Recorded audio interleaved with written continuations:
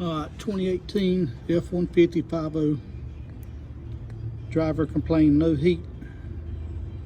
So we went ahead and put a thermostat in it. It was stuck in the closed position. I don't see how the engine kept from overheating, but it didn't. I just don't understand that. Anyway, no heat. After changing thermostat, it did the same thing. Still no heat. One side of the hose going to the heater coil is hot, and the other side is cold.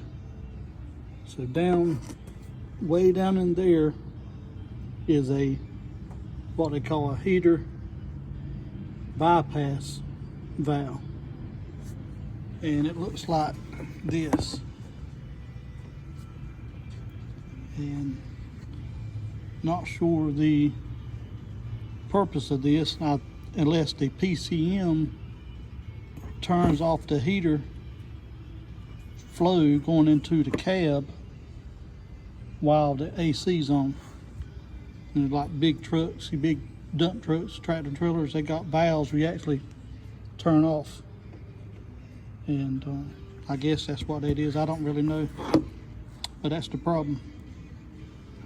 It's solenoid is stuck in the closed position, just like this one is new. You can't see it,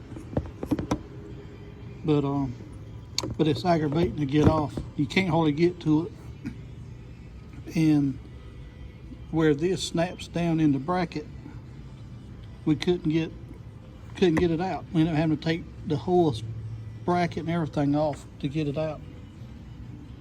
So on this one here, I'm gonna notch this out right here so it slides down into the bracket and just slide back up. So if I ever have to replace it again, or somebody else, that it won't have to take the time I did, because it was aggravating. It was something else. But that's it.